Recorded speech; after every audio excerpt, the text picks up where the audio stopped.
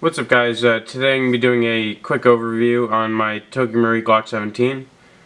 This is actually, I guess you could call it a ZevTech G17L, considering what I've done to it. But anyway, I'm going to go ahead and talk about the externals. So starting off, we have a ZevTech style magwell. This is made by Ready Fighter. So it just gives it the ZevTech look, you know, like all the real ZevTechs would have this magwell. Next up, we have a Gardner Frame.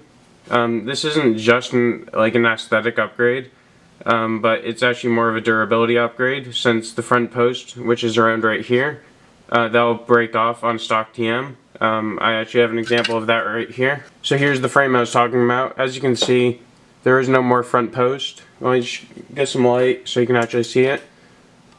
There's no more front post. I tried to JB weld it back on, but it just didn't hold. I probably did the mixing of the epoxy wrong, but that's a different story. Alright, so like I said, this is a Gardner Frame.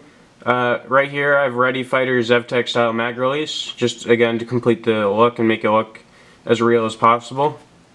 Then I have Ready Fighter ZevTech style trigger, Ready Fighter extended grip.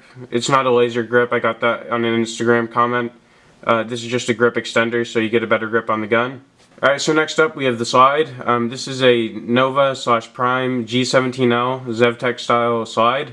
I got the, I guess the better version of it, which comes with the dimpled outer barrel. But anyway, ZevTech trades.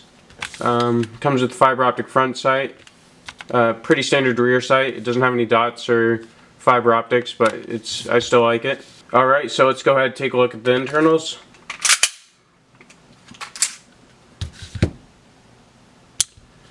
So for the nozzle and blowback unit, I'm using a UAC nozzle made out of aluminum with Guns Modify internals. The blowback unit is stock TM.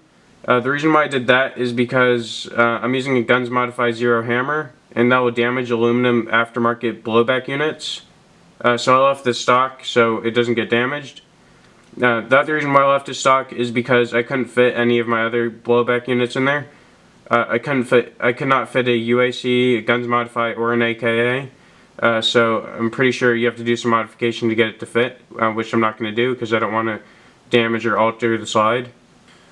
Anyway, the spring here is made by Gardner. It's a 150 spring. Like I said before, we have the dimpled outer barrel. And let's go ahead and talk about the hop-up and barrel components. Alright, so the hop-up chamber is made by UAC. I've kind of just had that chamber lying around, so I threw it into this build, and it seems to be doing just fine.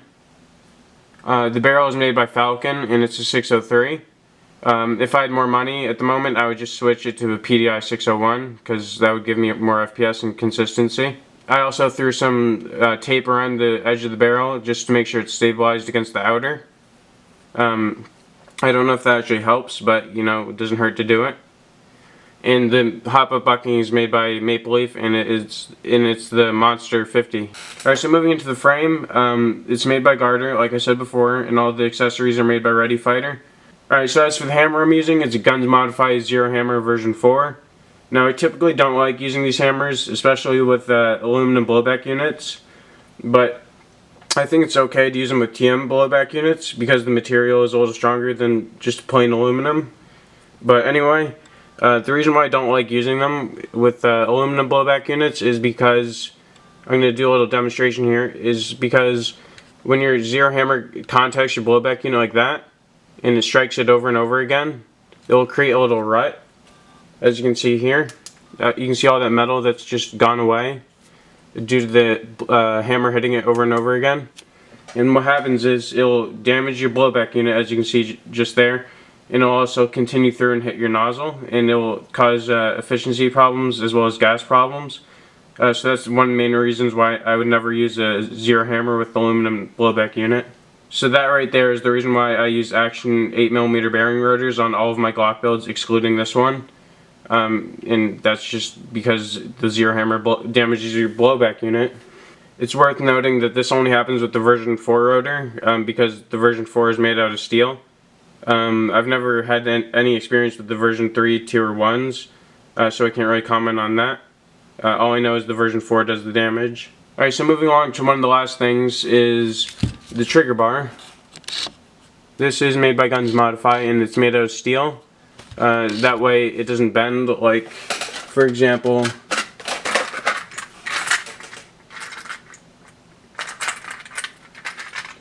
this trigger bar. This is just a stock TM. As you can see, it will bend really easily. I hardly put any pressure on it and it just bent right there. So the TMs will bend really easily, so for a durability upgrade you should always go with either a Gardner or a Guns Modified trigger bar. So you don't have like sear and full auto problems. I'm going to back up a step and correct myself and say that with the bent trigger bar you'll have slide lockup problems as well as trigger problems. So again, that's a reason why you should upgrade to the Guns Modify or Gardner trigger bars. Alright guys, that's about it. One thing I kind of forgot to mention is that the slide rails have been polished and the angle of the front chassis has been corrected as well. Since I'm using a Gardner Frame, it has to be corrected. What I mean by that is that the front chassis, when you install a Gardner Frame, it'll be out of alignment with the rear chassis, and you have to shim it up a tiny bit so the slide can go perfectly across.